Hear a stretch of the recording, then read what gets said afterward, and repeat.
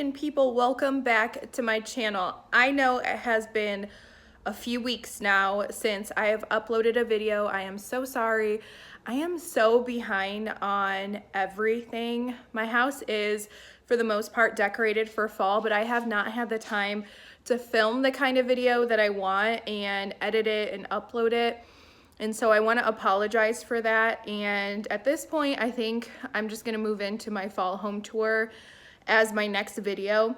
And by the way, pardon the way that I look. I'm not wearing any makeup. This is what I look like on a day-to-day basis, but like normalized, looking normal, not like perfect all the time. So anyways, in today's video, I am making myself like a little pumpkin centerpiece with fresh florals. And some of you have asked me to do like floral content on my channel, so I thought I would show you how I'm doing it. It's not so much like a regimented tutorial, just basically just showing you like how I'm making it.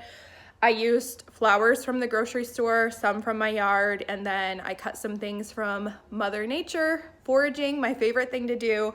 So I hope you guys will get some inspiration and enjoy seeing me make this and maybe take some ideas from this video, even if you're not going to recreate the same thing. And yeah, let me show you what I'm using. This is what I picked up floral wise from the grocery store. But in total for the greenery and the floral, it was around $16. So what I have here, and I'll insert clips so you can see, I have a bunch of spray roses that cost $8. This is all of them. And then a bunch of spray mums that cost $5. And with something like this, a spray flower, you can see there's multiple little stems. I could actually clip this one off and use it outside of this one stem. That's why I have this little vase right here. These are ones that I picked off, but they all came from the same bunch. And I wasn't going to pick up any greenery at my grocery store. It's usually slim pickings and it's pretty expensive, but you'll see in the clip that I'm inserting that I was able to find this for $1.49. So that's not typical. I was just going to forage, meaning go out into my backyard and the side of the road and just cut greenery from there to use, which we're gonna talk about that in a second. Similarly to the spray mums and the spray roses, you can have multiple branches on one main branch here. So I do have some clipped off in this little tiny jar here. You're also going to need a pumpkin. I'm gonna use just a foam pumpkin that I've had for years now and never done anything with. And I pre-cut it and I lined it with some foil just to prevent any leaking or spilling. I think it should be okay because it's foam. But you would want to do this if you cleaned out a real pumpkin. You would want to line it with either saran wrap or foil. Probably bleach the inside as well. And a real pumpkin should last around a week if it's inside in air conditioning. It is beneficial to use an artificial pumpkin so that you can get more life out of it. Now you have two options for how you're going to give your flowers water.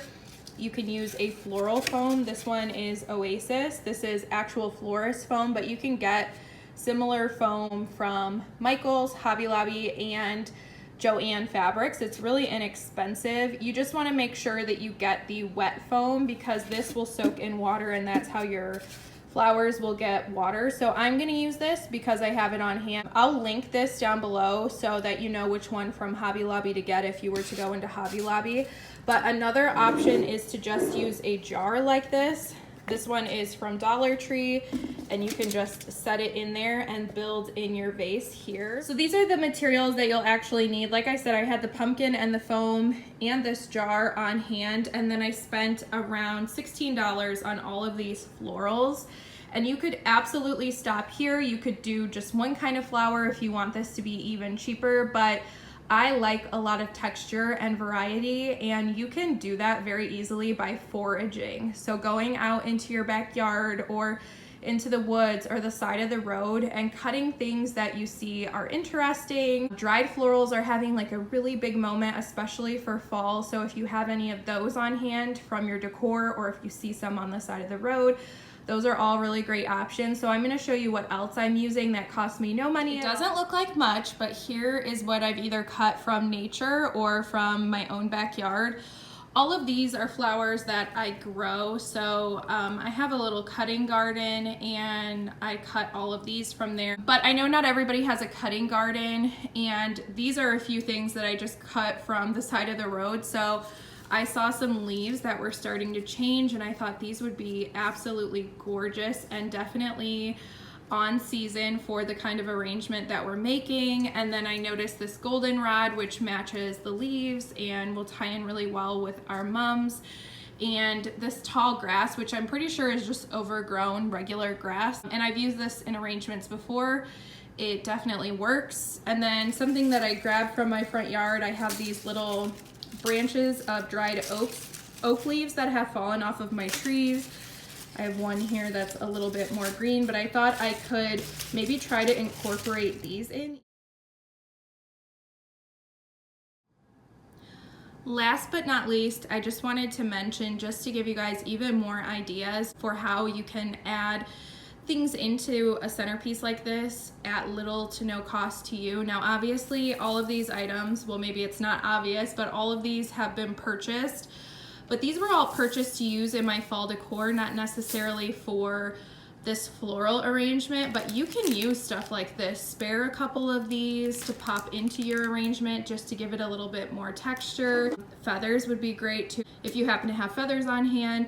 So definitely, again, think outside of the box. Okay, so here's just a few options. Hopefully you got some ideas. I think we are ready to get started on our pumpkin. So I'm gonna get everything set out and we'll get to building our centerpiece. Okay, so I have prepared the foam in my pumpkin. You can see I cut it up.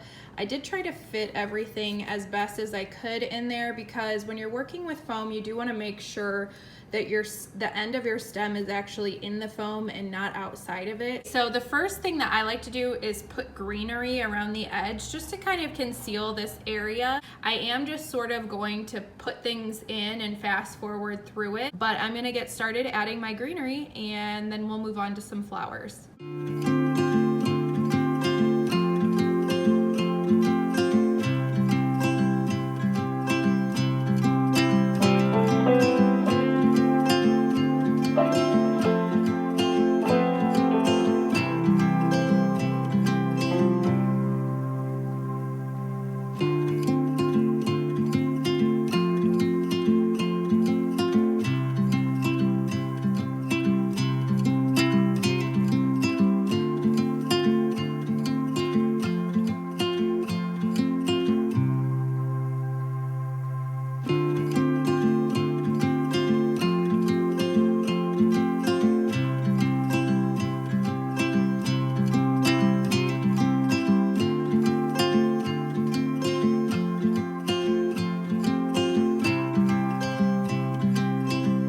At this point, now that we have a pretty decent greenery base, I'm gonna go ahead and move on to the flowers. I think I'm gonna start with the spray roses. They are a bit more of a showstopper in my opinion. These ones are really tight. They will kind of blow out and open up in the coming days. So I wanna use these first to make sure I get them in first so there's room for them. And I can already tell that I have way too many flowers. So you definitely don't need all of these flowers that I have showed you, but I just wanted to give you guys ideas, like I said. So with these spray roses, I'm gonna focus them a little bit low, and anything that's more wispy, I'll put up higher.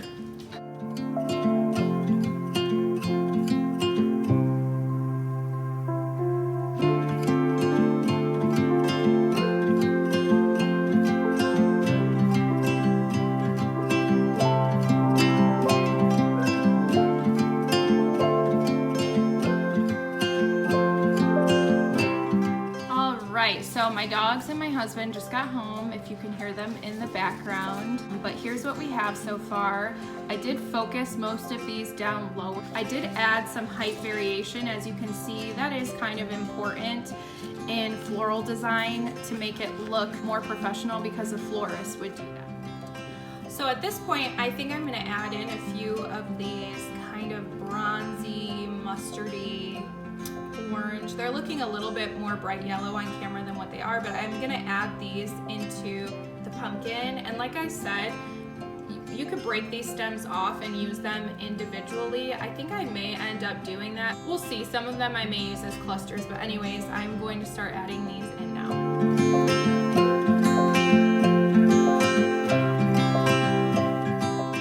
So I ended up using mostly single stems of these mums, and I put most of them up higher than the spray roses. I feel like they look a little bit lighter visually since it's a single bloom, and you want to add some height variation throughout your arrangement. So I did that. I did put some lower just to bring the color throughout, and it will look a little bit odd having the flowers sticking out so far, but once we add in our fillers, it'll come together beautifully. I think I'm gonna go ahead and add some more little like detail flowers in, the things that we cut from my yard and the things that I foraged from nature. And I think it looks cute, but it could look so much better with a little bit more texture and dimension.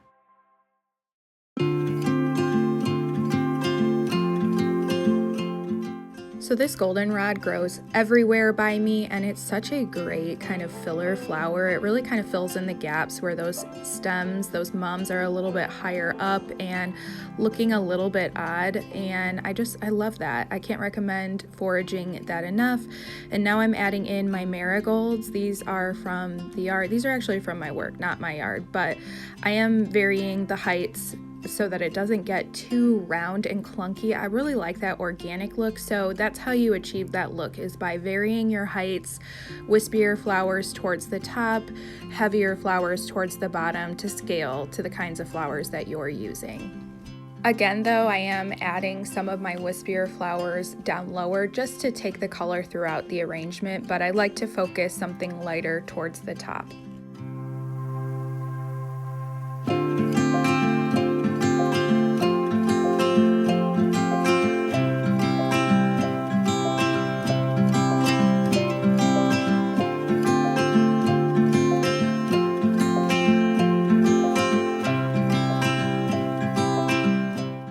Towards the end is when I like to add my special bits. That's what I call them. They're just my little details. Whether it's something that I only have a couple of, something that's special to me for some reason, or something that's delicate, I add these at the end because when you build in the beginning, some things sort of get lost, and you don't want your special bits to get lost, of course. So I'm adding in my fall leaves. I'm going to add in a couple zinnias from my garden. We'll add in a few of those dried oak leaves. And yeah, these are things that I want to encourage you guys to add into your arrangements. They are such conversation starters, especially something like the dried leaves or the changing fall leaves. It's something that will make your arrangement look like it's high-end from a professional florist, because no grocery store is doing that, even though we have grocery store flowers in here.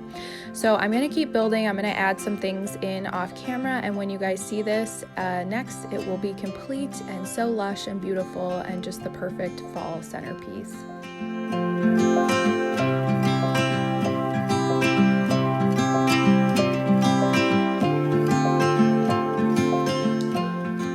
So here is the finished product. This is a couple days later. I just wanted to make sure everything lasted and was looking good for a few days before I posted this video. And also I wanted to give my roses a chance to open up. If you ever get really tight butted up roses, just give them a few days and most kinds of roses will start to open and get really lush looking, like that one right there. Such a beauty. So I am obsessed with this. I cannot believe that I only spent $16 to make this, and actually it was less than $16 because I did not use all of the flowers. I ended up having several stems of the mums left over and lots of greenery left over. I could have easily made 2 of these if I would have just foraged more materials. Speaking of forage materials, that is what really makes this and makes it look like something that, in my opinion, I feel like this could be in Martha Stewart's home. Martha girl, if you're watching, would you have this on your counter? Let us know.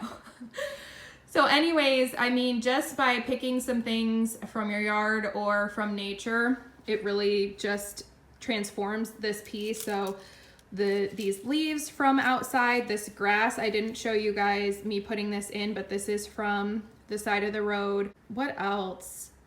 Oh, this goldenrod is so beautiful. This is everywhere. I love working with this. I'm definitely going to cut some more and make more arrangements. I feel like these fall leaves are such like a statement conversation starter. And I did add some little bits and bobs from my own decor. Like I told you guys, these bunny tails, that I did not buy these for the arrangement. I know that so many of you who watch me, if you're a subscriber of mine, you have things like this. And if you watch me, I know some of you have these feathers too, because you bought all of them after my haul. And this is a little dried stuff that I have in my home decor as well. So again, less than $16 for me to make this. Just a little time in nature in my own backyard, clipping some interesting things. I hope this gave you some ideas. I want to say thank you so much for supporting me this fall season so far. I know that I am not consistent like other YouTubers. There are plenty of other YouTubers who are consistently putting out professional, reliable content that's so inspirational, but this is not a job for me. I have 2 jobs. I have a family, friends, pets that need me. Most of the time I don't have a ton of free time, so in my world, YouTube kind of comes after I've prioritized everything else. But that being said, I love you guys so much. I love sharing fall inspiration. I love hearing from you guys, so I'll never be gone from YouTube. But sometimes I have to take a couple weeks off, and I know you guys understand. You guys are so, so kind to me. So thank you so much. I love you, my pumpkin people. Happy October. It's October when it's either the last day of September or October 1st when I'm uploading this, and I'm going to be filming my fall home tour in 1 or 2 days. So that will be next. And thank you again. I love you, my pumpkin people, and I will catch you in a future video. Bye now.